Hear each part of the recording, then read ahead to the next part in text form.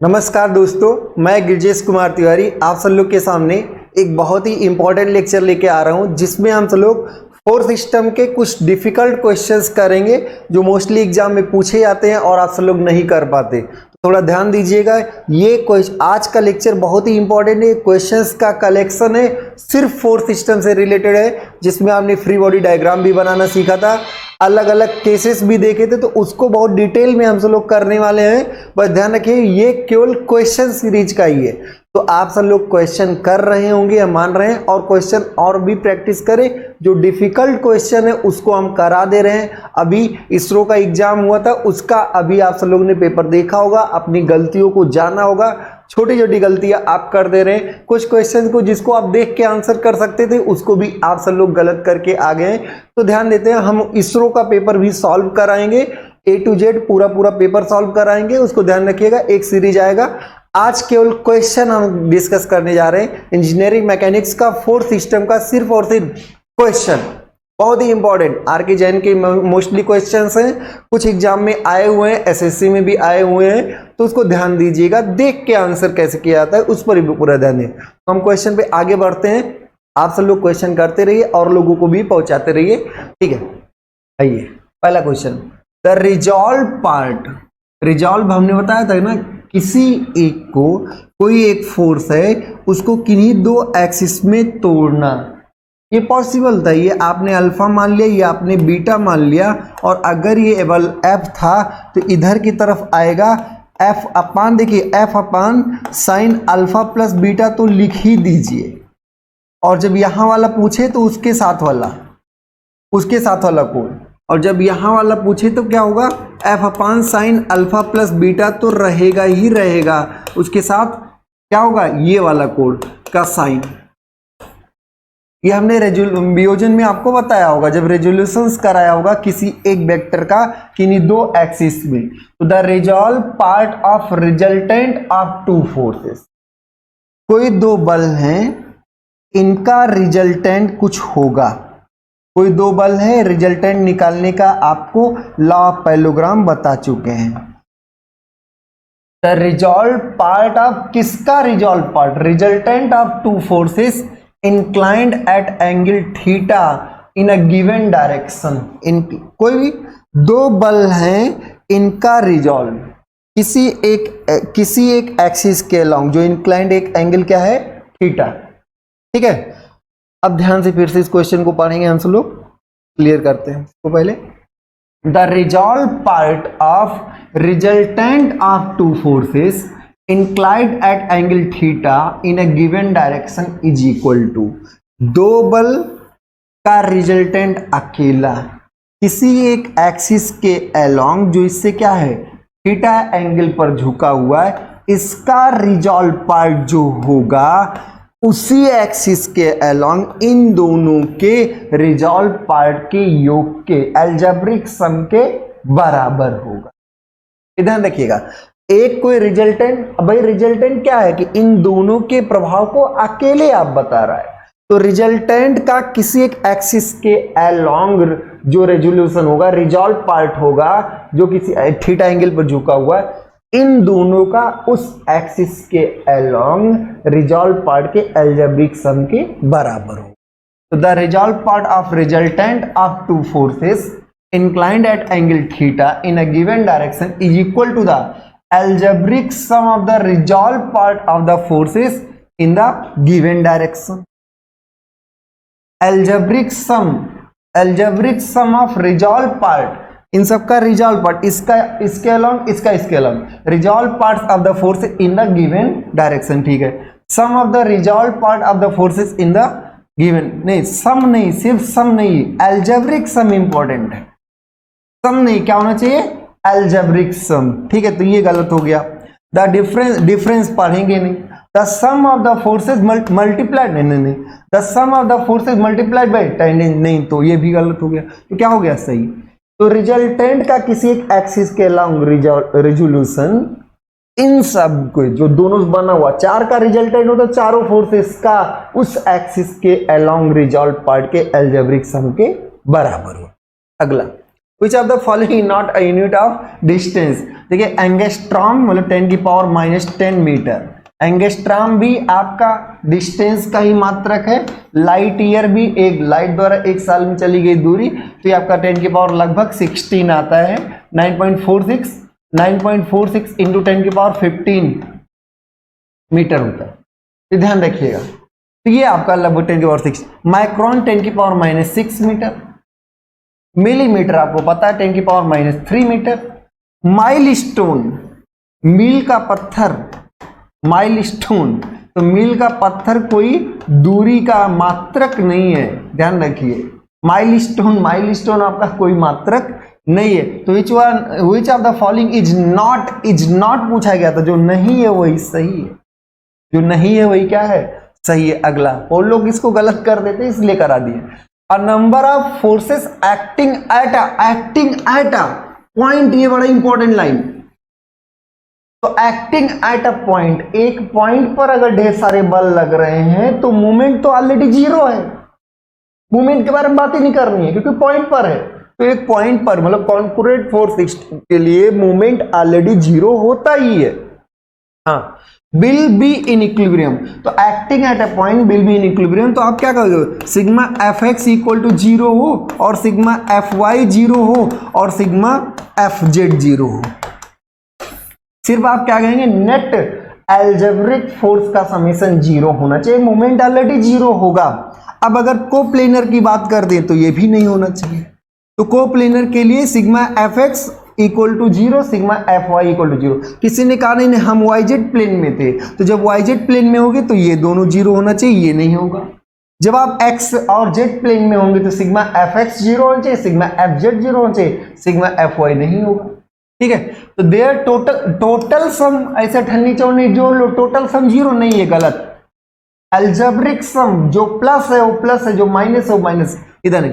To resolve parts in two direction at right angles are, अगर ढेर सारे बल ऐसे लग रहे हैं, इनका किन्हीं दो परपेंडिकुलर डायरेक्शन में रिजॉल्व पार्ट आपने निकाला, to resolve parts in two direction at right angle, तो कोई दो डायरेक्शन राइट एंगल है, आर इक्वल, तो अगर ये और ये इक्वल हो, अगर x और y कंपोनेंट इक्वल हो तो इक्विलिब्रियम में होगा, नहीं।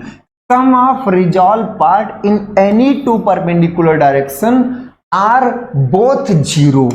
सी, किसी दो परपेंडिकुलर, चाहे एक्स वाई चाहे वाई जेड, जिस प्लेन में होगा, किसी दो परपेंडिकुलर डायरेक्शन में नेट अलजेब्रिक सम क्या होना चाहिए, रिजॉल्व पार्ट का नेट सम क्या होना चाहिए, 0 होना चाहिए। ऑल ऑफ देम नहीं, सारे एक सारे सब कोई 30 डिग्री पर हो तो क्या इक्विलिब्रियम में होगा, नहीं। All of them are inclined equally, हर कोई बराबर से इक्वली इंक्लाइंड हो तो क्या 0 नहीं, नन ऑफ देम हो तो क्या होगा, सी। अगला, टू नॉन कोलिनियर, एक लाइन में नहीं है, parallel equal forces in opposite direction. देखिए, दो नॉन कोलिनियर पैरेलल भी हो इक्वल भी हो, पैरेलल, पहली बात नॉन कोलिनियर दोनों एक लाइन में नहीं है, संरेखित नहीं है, पैरेलल भी हैं, इक्वल भी हैं और अपोजिट भी हैं। Parallel equal opposite non collinear. अब बताइए, अगर ये पैरेलल इक्वल है, ये एफ है ये एफ है, नेट फोर्स तो 0 है, जितना ऊपर उतना नीचे, तो net force 0, balance each other नहीं, एकदम जब सामने होते तब बैलेंस करते। कॉन्स्टिट्यूट अ मूवमेंट, सिर्फ मूवमेंट केवल, नहीं मूवमेंट नहीं, constitute a couple movement, movement of couple. और मूवमेंट ऑफ कपल क्या होगा, फ्री वेक्टर होगा, नेट फोर्स 0 होगा। कॉन्स्टिट्यूट ऑफ कपल भी सही है, ये भी आपका एक कॉन्स्टिट्यूट, सिंपली क्या होगा, कॉन्स्टिट्यूट ऑफ कपल भी सही है। तो कपल मूवमेंट, अब इसमें 5 में से आपके 4 ऑप्शंस में से कोई एक हटा देंगे, दोनों सही है इसमें, ठीक है। According to principle of movement, हमने बताया था मूवमेंट का प्रिंसिपल, आघूड़ों का सिद्धांत, तो आघूड़ों का सिद्धांत केवल ये बताता है कि अगर कोई बॉडी इक्विलिब्रियम में है तो उन पर लगने वाले सारे बलों का जो अलजेब्रिक मूवमेंट होगा वो क्या होना चाहिए, 0 होना चाहिए। तो आघूर्ण के सिद्धांत के अनुसार मोमेंट के प्रिंसिपल के अकॉर्डिंग नेट मोमेंट किसी भी बॉडी पर, नेट मोमेंट का मतलब algebraic summation of moments means clockwise अगर पॉजिटिव लेते हैं तो एंटी क्लॉकवाइज निगेटिव है। इसको दूसरे सेंस में भी कह सकते हैं कि अगर कोई बॉडी इक्विलिब्रियम में है तो anti clockwise movement, net anti clockwise movement net clockwise movement के बराबर होता है। ये भी बात सही है।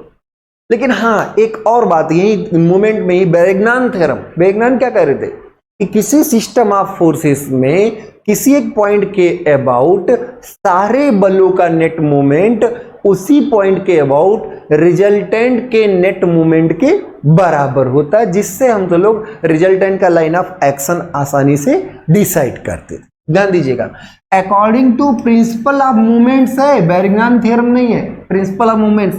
If a system of coplanar forces is in equilibrium, coplanar forces their algebraic, तो system of coplanar forces in equilibrium then their algebraic sum, तो नेट फोर्स का अलजेब्रिक सम जीरो होना, ये मूवमेंट्स नहीं कहता। System of coplanar forces in equilibrium their algebraic sum, तो नहीं, movement of their algebraic sum, the algebraic sum of movement should be क्या होना चाहिए, zero. If the system of coplanar forces is in equilibrium, then the algebraic sum of their moments, about any point in their plane is zero. About any point in the plane should be क्या होना चाहिए, zero. Movement के principal के according अगर किसी coplanar system में ढेर सारे बल लग रहे हैं और सिस्टम इक्विलिब्रियम में है, तो किसी भी पॉइंट के अबाउट एल्जेब्रिक सम, मोमेंट का एल्जेब्रिक सम क्या होना चाहिए, जीरो। मोमेंट का फोर्स का नहीं, the algebraic sum of the moment of any two forces, of any, केवल दो फोर्सेस, नहीं, सारे फोर्सेस का algebraic sum.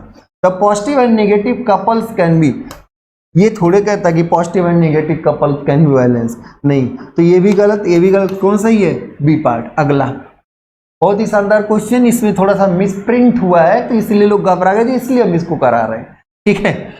A known force R is to be replace, कोई एक नोन फोर्स यहां आर था, ये थोड़ा यहां पर मिसप्रिंट हुआ, आपके जैन का ही क्वेश्चन है, तो ध्यान दें। A known force R is to be replace by two forces P and Q parallel to it, तो कोई एक जगह एक रॉड था, इस पर आर ऐसे बल लग रहा था और हम इसको दो अलग अलग बलों में पी और क्यू में रिप्लेस करना चाहते थे। ये दूरी ए है और ये दूरी क्या है, B. A known force R is to be replace by two forces P and Q parallel to it at a distance a and b from r, at a distance a and b from r। Refer figure, देख लिए figure में यही गलत था, इसलिए से force p will be, तो अब ध्यान दिए, इसको हमने बताया भी था, बहुत ध्यान से बताया था। देखिए, दो का रिजल्टेंट निकालना होता, दोनों को जोड़ के बता देते, यहीं पर आ जाता रिजल्टेंट आर। तो अब क्या है कि एक बल को दो अलग अलग बलों में तोड़ना है, किसी एक्सिस के अलोंग तोड़ना होता तो रेजोल्यूशन वाला आपके पास कॉन्सेप्ट होता, रिजॉल्व करके आंसर कर देते, लेकिन नहीं, एक बल है उसको दो पैरेलल फोर्सेस में हमें डिवाइड करना है। तो हम आपको बताए थे कि आर अपान, जो आर है अपान टोटल डिस्टेंस ए प्लस बी रहेगा, आपको जब P चाहिए होगा तो इधर वाले से गुणा करेंगे, और जब Q चाहिए R upon A plus B तो रहेगा ही रहेगा, R अपान टोटल डिस्टेंस तो रहेगा ही रहेगा, और जब Q चाहिए होगा तो उधर वाला गुणा होगा, ध्यान रखिएगा। इसका हमने डेरिवेशन भी करा है लेकिन बहुत इंटरेस्ट नहीं है। तो P चाहिए था, P पूछा गया था, P क्या होगा, RB upon A plus B.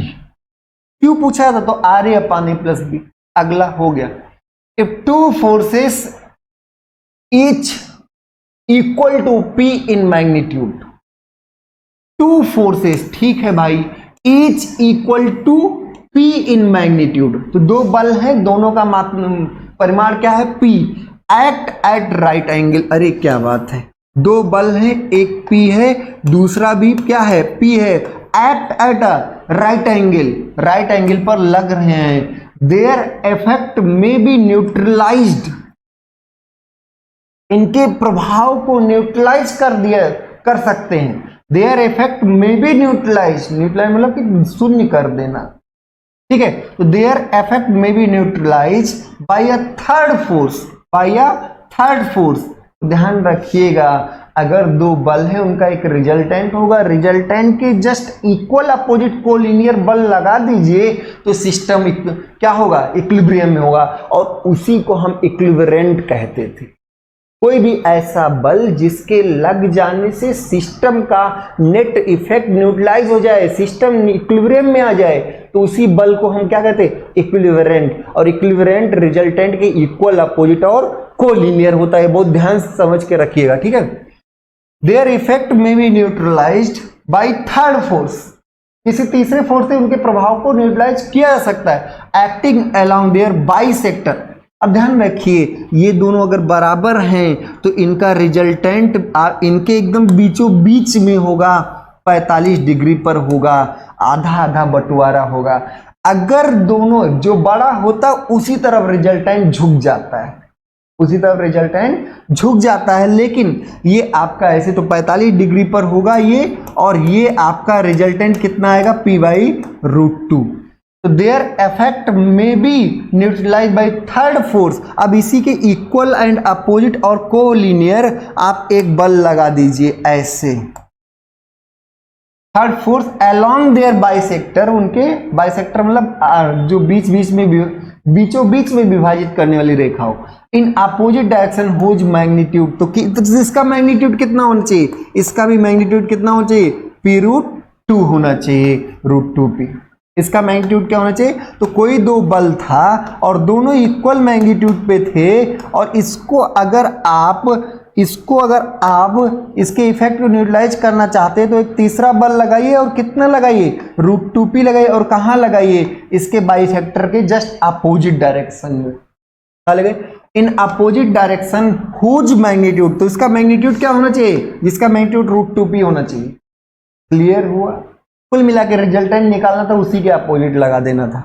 अगला, अ हैवी लैडर, कोई भारी सीढ़ी है, heavy ladder resting on floor and against a vertical wall.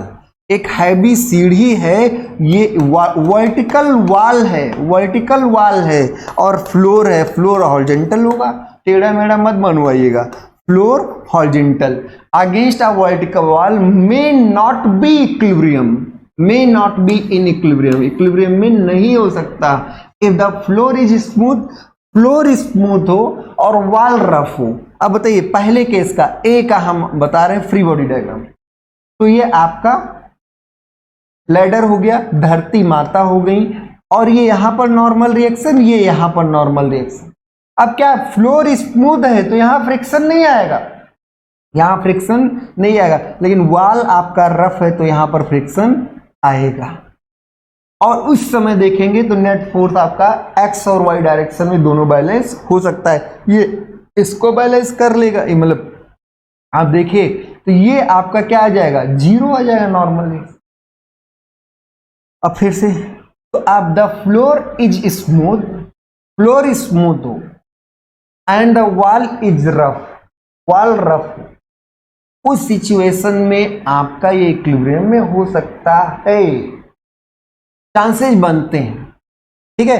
लेकिन अभी इसमें भी देखिए तो नॉर्मल रिएक्शन इस डायरेक्शन में कोई कंपोनेंट नहीं होगा, तो इसमें भी इक्विलिब्रियम नहीं होने के चांसेस है। इसमें भी आपका सिग्मा fx 0 नहीं होगा इक्विलिब्रियम, लेकिन मे नॉट बी, तो हो सकता है कि इस समय इक्विलिब्रियम में हो जाए, चांसेज है, पर ऐसा नहीं, इसमें भी एक्स डायरेक्शन का कोई कंपोनेंट बैलेंस करने वाला नहीं है। अगर फर्श आपका स्मूथ है, सरक जाया करे, ठीक है। तो heavy ladder resting on a floor against a vertical wall may not be equilibrium if floor is smooth and wall is rough. अगला, floor is rough, b part, floor rough है, तो फ्लोर रफ है तो यहां पर ये friction, ये mg, यहां नॉर्मल रिएक्शन। अगर फ्लोर रफ है mg यहां लगा, इसका नॉर्मल रिएक्शन है। अब यहां फ्रिक्शन नहीं होगा, वॉल स्मूथ है, यहां फ्रिक्शन नहीं होगा, ये इक्विलिब्रियम मेंटेन हो जाएगा क्योंकि x और y दोनों कंपोनेंट बैलेंस हो जाएंगे। a में भी नॉन इक्विलिब्रियम में होगा, नॉन इक्विलिब्रियम। ए पार्ट में भी क्या होगा, नॉन इक्विलिब्रियम। अगला, the floor and wall both are smooth, अरे दोनों स्मूथ सरफेस हो तो इधर नॉर्मल रिएक्शन, इधर नॉर्मल रिएक्शन, ऐसे नॉर्मल रिएक्शन आया, फ्रिक्शन आया ही नहीं, फ्रिक्शन आया नहीं, तो ये क्या इक्विलिब्रियम में हो पाएगा, ये भी इक्विलिब्रियम में नहीं होगा। ठीक है, अगला, the floor and wall both are rough, both अगर रफ है तब तो इक्विलिब्रियम हो ही जाएगा, will be in equilibrium under, तो क्या सारे का नहीं, तो इसमें देखिए इस कंडीशन में भी इक्विलिब्रियम में नहीं होगा। जब फ्लोर और वॉल दोनों स्मूथ होंगे तो आपका वर्टिकल तो बैलेंस हो सकता है, हॉरिजॉन्टल बैलेंस नहीं होगा। फ्लोर एंड वॉल दोनों स्मूथ होंगे तो इसमें इक्विलिब्रियम नहीं होगा, और फ्लोर इज स्मूथ, और फ्लोर अगर स्मूथ हो तब भी इक्विलिब्रियम में नहीं होगा। फ्लोर अगर स्मूथ हो, यहां पर कोई फ्रिक्शन नहीं आएगा तो भी इक्विलिब्रियम में नहीं होगा। फिर से एक बार इसको देख लेते हैं दोनों कंडीशन। तो आप ये लैडर था ऐसे बना लिए, यहाँ पे पहला कंडीशन को आप केवल दो ए और सी पर हम फोकस करेंगे, ए और सी कंडीशन। यहाँ पर आपका लैडर है, mg ऐसे नीचे हैवी है तो mg है श्योर है, यहाँ फ्लोर का नॉर्मल रिएक्शन, यहाँ इसका normal reaction.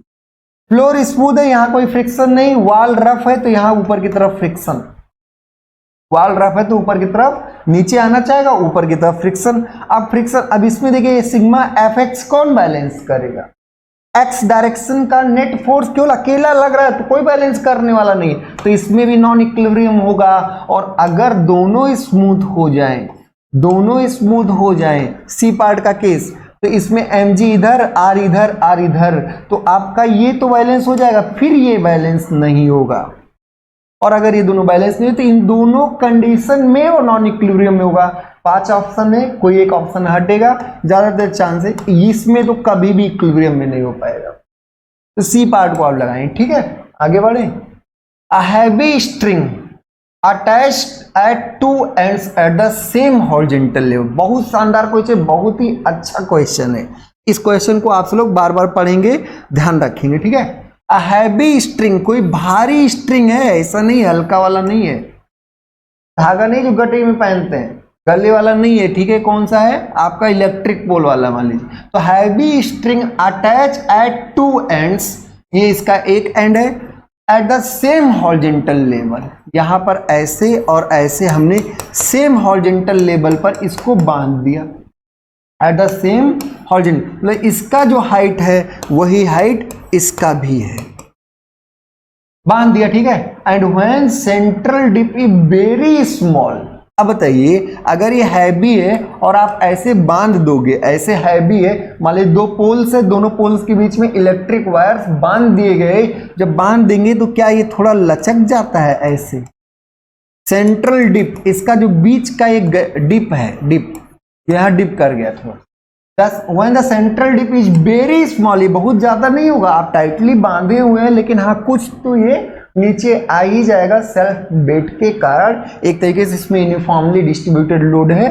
Small approaches the following curve, तो अगर आप इसको हम प्रूव नहीं करा रहे हैं लेकिन आप यहां ध्यान से देखेंगे तो ये जो कर्व बनेगा ऐसे, पहले तो हॉरिजॉन्टल आपने टाइटली बांध दिया, ये जो कर्व बनेगा क्या होगा, पैराबोला। ये क्या होगा, पैराबोला। इलिप्स नहीं होगा, कैटेनरी नहीं होगा, हाइपरबोला नहीं, क्या होगा, पैराबोला है, ध्यान रखिएगा। तो सेंट्रल डिप इसका क्या होगा, पैराबोला है। इस पे और भी न्यूमेरिकल है, बहुत अच्छे अच्छे क्वेश्चंस है, आगे करते हैं। बहुत शानदार क्वेश्चन, इसको करिए। A trolley wire weight 1.2 kg per metre length, कोई एक ट्रॉली का वायर है जिसे हम खींचेंगे, इसका क्या है 1.2 kg per metre length. 1 metre लेके आओगे घर पर तो एक 1.2 kg मिल जाएगा, 2 मीटर चुरा लेना, 2.5 किलो हो जाए, बेच लेना।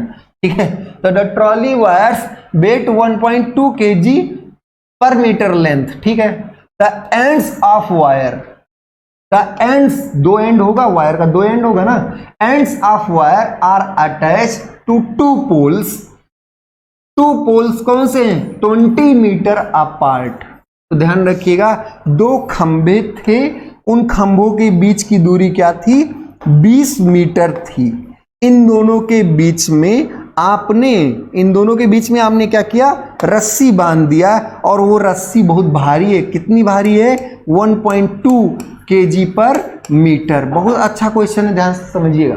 अ trolley wire weight 1.2 kg per metre length, ठीक है। The ends of wire are attached to two poles 20 metre apart. अगला, if the horizontal tension is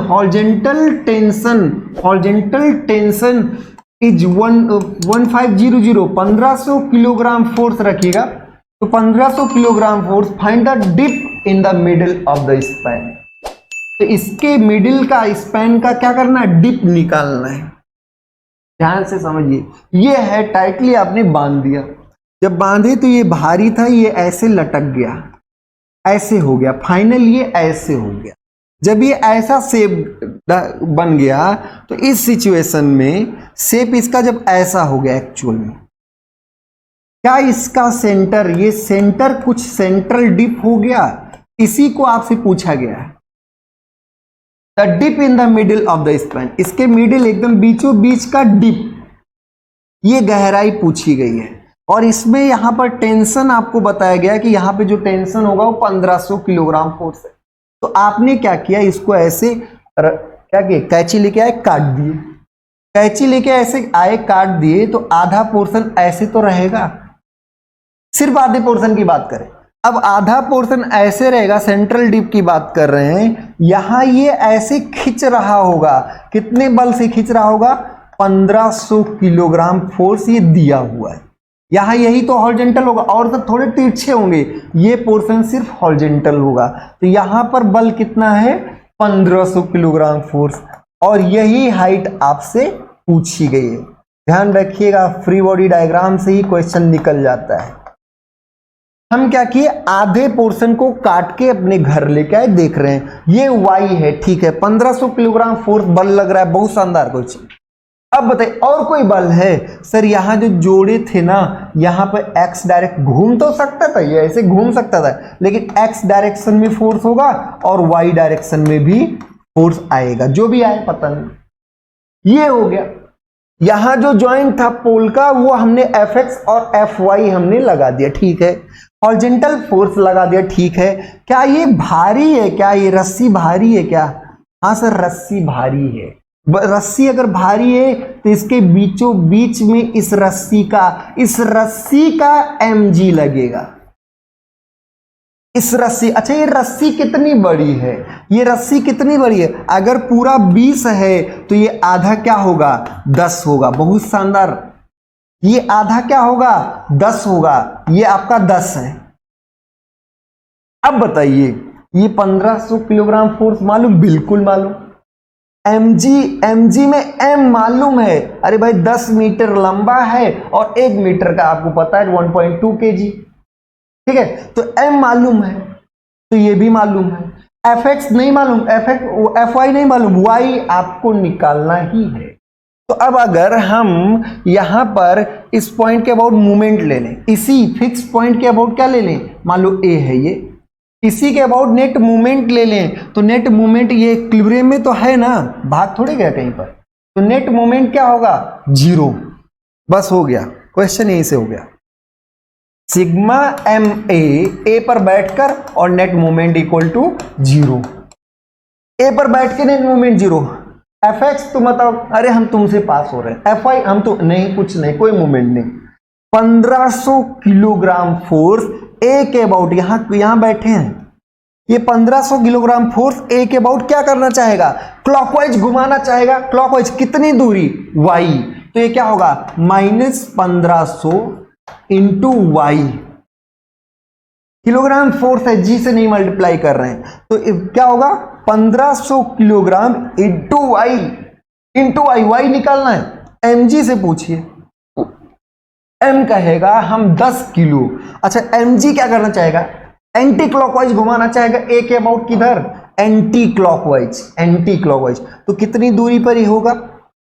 पूरा 10 है तो ये 5 की दूरी पर होगा कि नहीं, तो प्लस mg कितना होगा 1.2 इंटू 10, 20 नहीं आधे का है ये वेट, आधे का फ्री बॉडी डायग्राम तो आधे का वेट, तो ये क्या हो गया m क्या हो गया 10 और 1.2 पर मीटर है, 1.2 किलोग्राम पर मीटर है, तो 10 इंटू ये तो m है।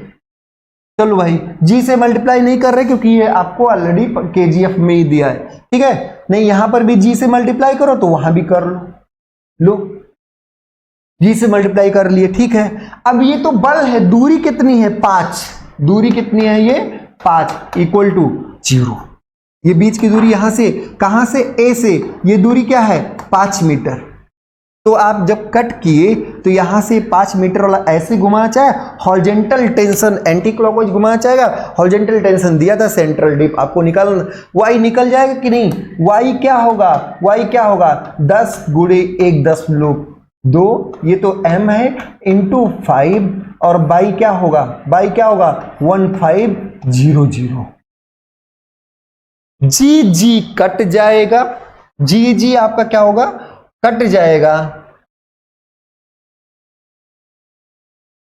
यहां से यहां जी ऐसे उड़ जाएगा, बचेगा क्या 10 गुणे 1.2 गुणे 5 बटे 1500, ये आएगा मीटर में, आंसर किस में आएगा ये मीटर में, और ये आएगा मीटर में किस में दिया गया सेंटीमीटर में, तो 100 से गुणा कर लीजिएगा, 0 चला गया 100 से गुणा करने के बाद, तब सेंटीमीटर कर दिए, तो 100 से गुणा करने पे सेंटीमीटर, अब ये 5 3 15 तो आपका क्या आएगा 12/3 4 सेंटीमीटर।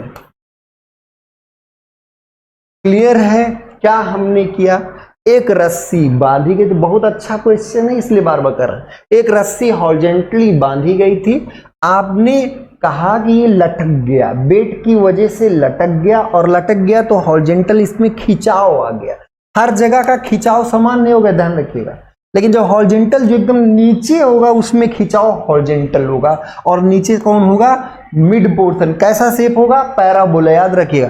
तो हमने हाफ पोर्शन का फ्री बॉडी डायग्राम बनाया, रस्सी ऐसे झूल रही थी, इसमें 1500 किलोग्राम फोर्स ऐसे लग गया, mg इस पूरे का mg, तो ये 20 था तो ये 10 है, और 10 का क्या हुआ 10 गुणे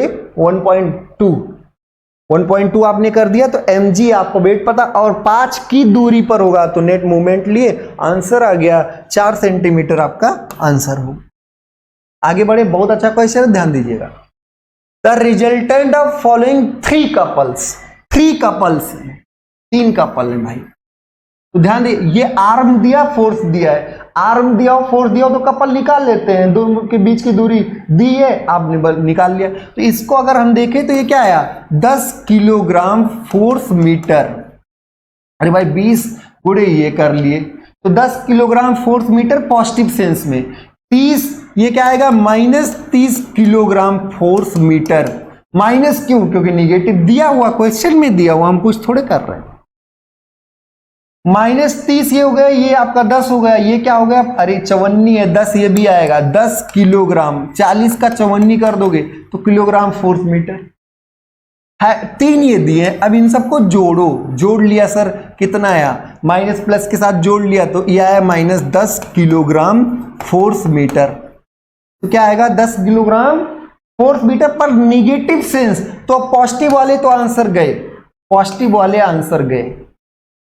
अब बताइए 20 किलोग्राम नेगेटिव सेंस, अच्छा, having an arm of the resultant of following 3 couples, 3 couples ये हैं, हैविंग आर्म, जो आपका आर्म हो वो क्या हो 0.5, तो -10 किलोग्राम फोर्स मीटर कपल लाना है, और आर्म आपका कितना है 0.5, तो आपका फोर्स क्या होगा 20 होगा, अरे भाई आपको -10 इन दोनों का गुणनफल चाहिए, फोर्स इंटू बीच की दूरी, आपको -10 तो माइनस से देखेंगे, वैल्यू 10, तो जो आपका फोर्स होगा क्या आएगा 20, तो आपका आंसर क्या हो गया 20 किलोग्राम नेगेटिव सेंस।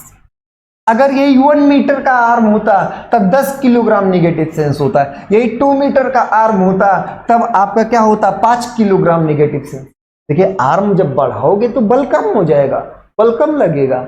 जब आर्म कम है तो बल ज्यादा लग रहा है। हमें चाहिए इतना का बल चाहिए, इतना का बल चाहिए। तो देखिए 20 गुणे 0.5 10 किलोग्राम फोर्स पॉजिटिव आ गया, 30 गुणे 1 किए हमारा -30 आ गया, और 40 गुणे आप 0.25 किए तो 10 आया, और इनका रिजल्टेंट 10 10 20 -10 आया। -10 आपको चाहिए, कैसे करेंगे?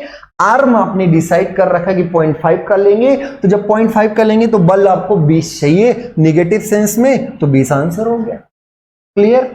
आगे बढ़े।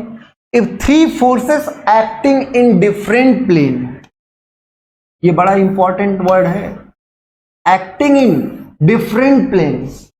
तो एक बल ऐसे है, एक बल आपका ऐसे बाहर की तरफ, ऐसे बाहर, और तीसरा कोई और बल है।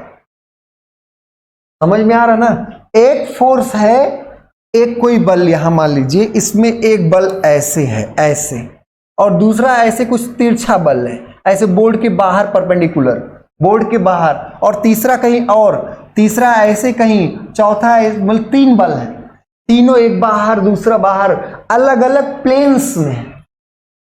तीनों बल क्या है? अलग अलग प्लेन्स में है।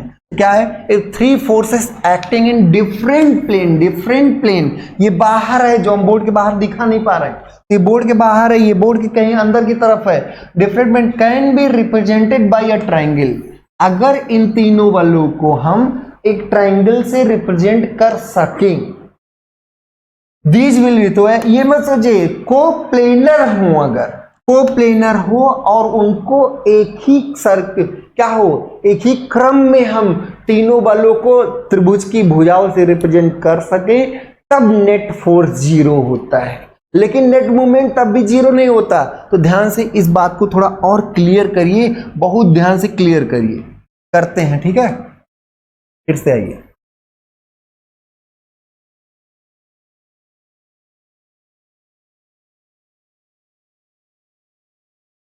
वो ध्यान से करिए। अगला क्वेश्चन, 3 बल हैं आपके पास, तीनों बल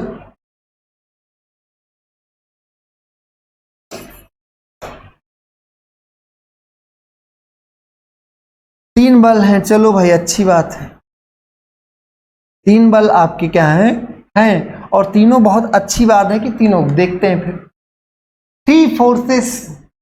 थोड़ा सा इसमें क्या है, कई लोग को डाउट रहा है, इसलिए इसको हम थोड़ा और क्लियर कर। मान लीजिए कि ये एक कोई बॉडी है और ये ऐसे टुकड़ा था, हमने इसको काटा, तरबूज था भाई, तरबूज था, उसको हमने काट दिया। इस तरबूज पे यहां पर एक बल लगा, इस पर एक बल लगा, ऐसे यहां पर कोई एक बल लगा, और यहां पर एक ऐसे बल लगा। एक बात होती है कि एक ही पॉइंट पर 3 बल लग रहे हों, एक ही पॉइंट पर 3 बल लग रहे हों, एक ही पॉइंट पर 3 बल अगर लग रहे हो और तीनों को त्रिभुज की क्रमागत 3 भुजाओं, अब जैसे ये एक पॉइंट है और इसको हम पहला ये मान लें, दूसरा ये मान लें, तीसरा ये मान लें, अगर हम इसको तीनों को 1 2 और इसके बाद 3, अरे भाई 2 को वहां रिप्लेस किए, 2 को यहां लेके गए और 3 तीसरा लग गया, 2 को जब यहां लेके आए और तीसरा ऐसे, तो अगर हम इसको क्रमागत भुजाओं से रिप्लेस कर सकें तो ये आपका इक्विलिब्रियम में होता है। एक ही पॉइंट पर हो तो नेट मोमेंट 0 होगा, और इसको हम बता चुके हैं कि इनका रिजल्टेंट ये होगा, उसका अपोजिट ये, तो ये आपका नेट फोर्स क्या आएगा? 0। तो ये सिस्टम तो पूरा पूरा कंप्लीटली इक्विलिब्रियम में होता है। तो अगर 3 बल हो, एक ही पॉइंट पर लग रहे हो और उनको हम त्रिभुज की 3 क्रमागत भुजाओं से रिप्रेजेंट कर सके, तो वह सिस्टम कंप्लीटली इक्विलिब्रियम में होता है। अब आइए, एक ही प्लेन में 3 बल हो जिनको हम त्रिभुज की 1 2 और 3 तीनों भुजाओं से रिप्लेस कर सके। अगर एक ही प्लेन में, एक प्लेन है, तरबूज का कटा हुआ प्लेन है, उसी प्लेन में एक बल ऐसे मार दिए, दूसरा बल इधर की तरफ लगा दिए और तीसरा बल इधर, तीनों आपके एक ट्रायंगल से रिप्रेजेंट किए जा सकते हैं। ये ट्रायंगल बन रहा है और तीनों क्या है? तीनों एक क्रम में है।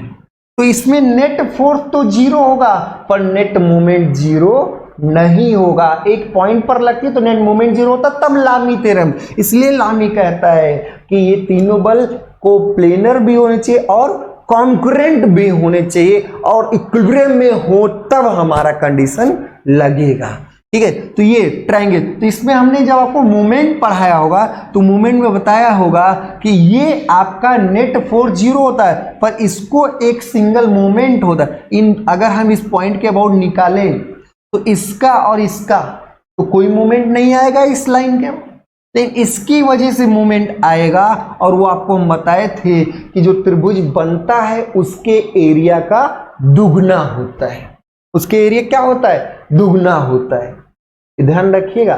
तो अगर किसी एक प्लेन में तीन अलग अलग को कॉन्करेंट नहीं, तीन अलग अलग बल्स ऐसे लग रहे हैं जिनको हम ट्रायंगल के फॉर्म में रिप्लेस कर सकते हैं, तो वो एक मूवमेंट के इक्विवेलेंट होता है जो उस ट्रायंगल के एरिया के डबल होता है।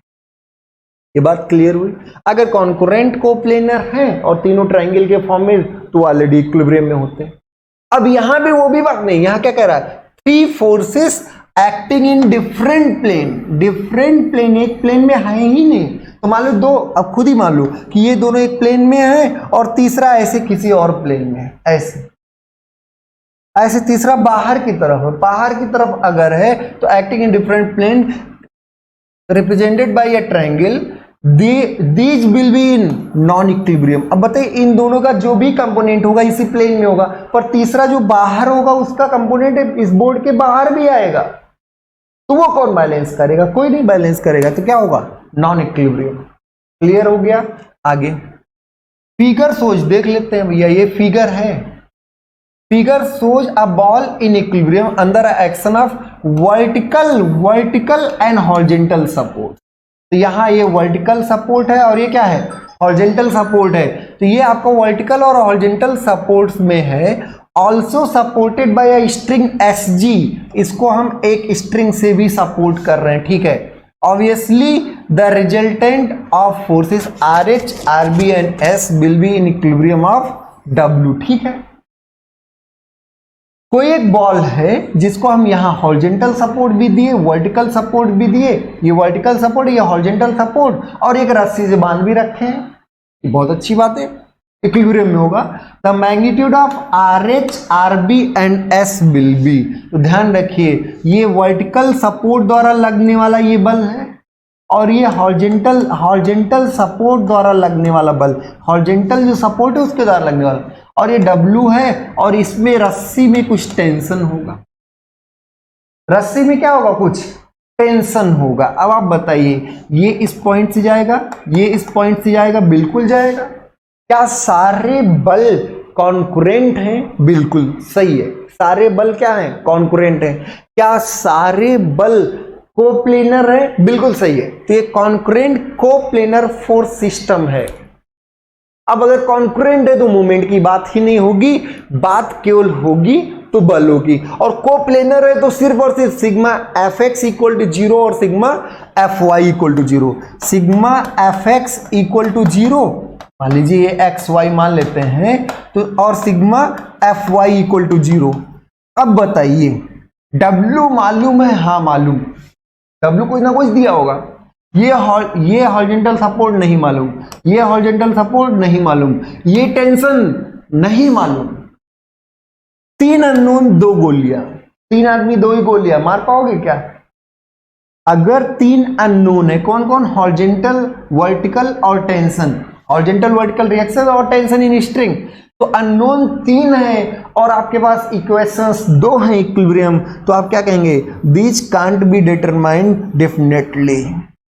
इसको हम डेफिनेटली डिटरमाइन नहीं कर सकते, किसी का जीरो होना ना होना ये सब हम कुछ भी नहीं कह सकते, कोई भी कुछ भी हो सकता है। तो ये ध्यान रखिए, इसको हम इक्विलिब्रियम कंडीशन से सॉल्व नहीं कर सकते। आइए, a ball is resting on two planes OA and OB, क्या बात है, बहुत शानदार क्वेश्चन, देख के करने लायक।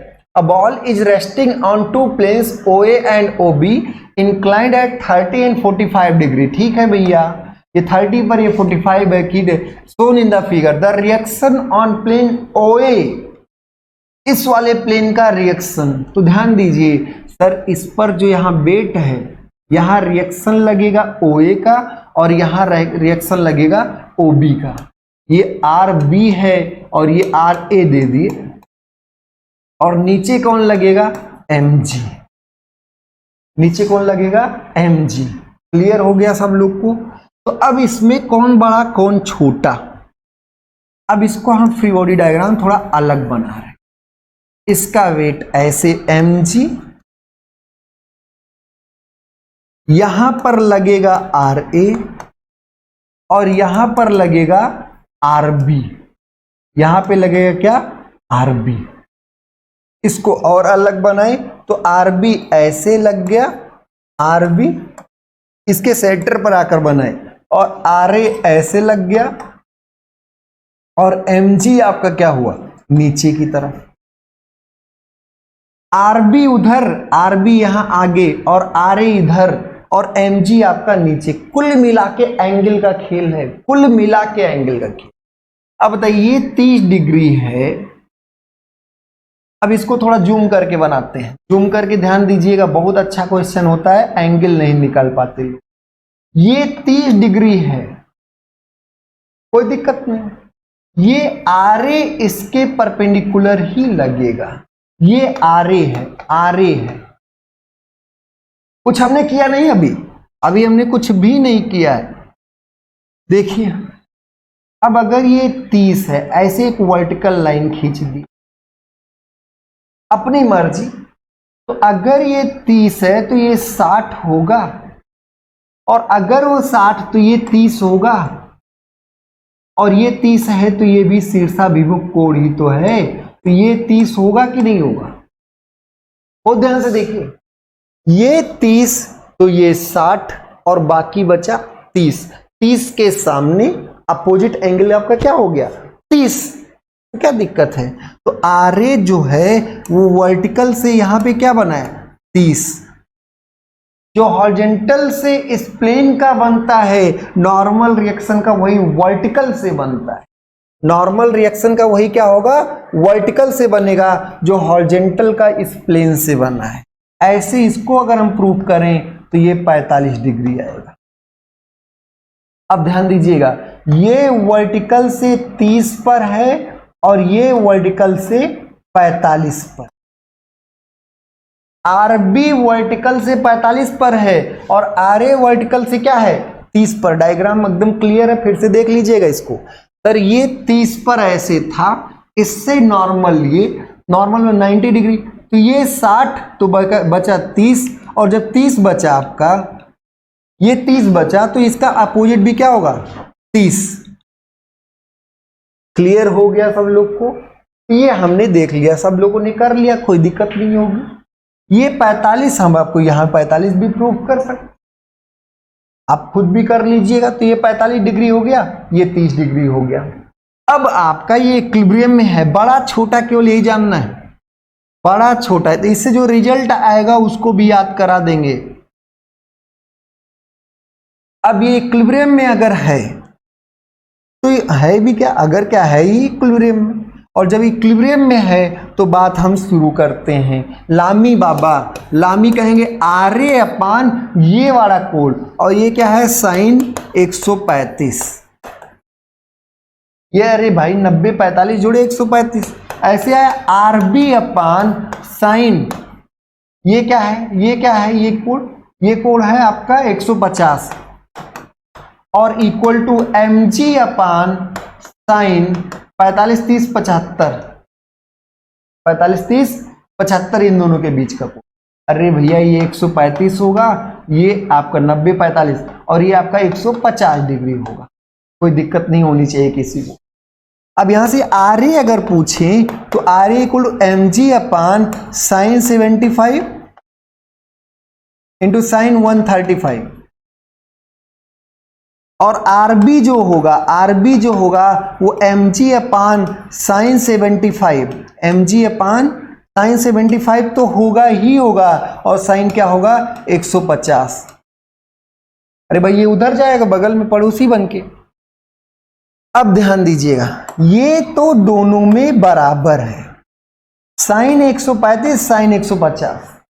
साइन 135 को हम लिख सकते हैं साइन 45 भी। अरे भैया 180 माइनस 45, और इसको हम साइन 30 भी लिख सकते हैं। अभी मत बड़ा कोड तो बड़ा कोड यही बड़ा हो गया। अरे भैया ये बात 90 तक के लिए है, 90 से 120 में बढ़ते जाओगे घटता जाएगा, 90 से 180 तक, 90 से 180 तक जितना कोड बढ़ेगा साइन का मान उतना घटेगा। साइन का मान 0 से 90 बढ़ता है, 90 पर मैक्सिमम, और 90 से 180 घटता है। तो यही छोटा होगा, हम आपको आपकी तरीके से बताना चाह रहे थे और कोई बात नहीं। 180 माइनस ये क्या होगा 30, 180 माइनस 30, तो ये साइन 30 हो गया। अब बताइए साइन 45 बड़ा कि साइन 30? सर साइन 45 बड़ा, तो आरए जो होगा, आरए जो होगा वो बड़ा होगा आरबी से। आरए, अब देखिए जिसका इंक्लाइन से एंगल कम होगा वहां रिएक्शन ज्यादा हो, जिसका इंक्लाइन से एंगल। अब इससे कई कंक्लूजन्स हम आपको बता दे रहे हैं, ध्यान से देखिए। ये आप क्लियर हो गया, किसी को कोई दिक्कत तो नहीं है? ये साइन 45 है, ये साइन 30 है।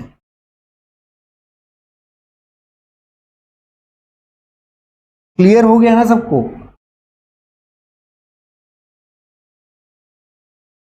तो जब भी ये क्वेश्चन आए, ऐसा कभी भी क्वेश्चन आए, जब भी ये क्वेश्चन आए तो ये क्योंकि बार बार आता है इसलिए इस पर हम फोकस कर रहे हैं। यहां का जो रिएक्शन होगा, यहां का जो रिएक्शन होगा W अपान इन दोनों का योगफल कर लो, W अपान 45 धन 30 तो कर ही लो,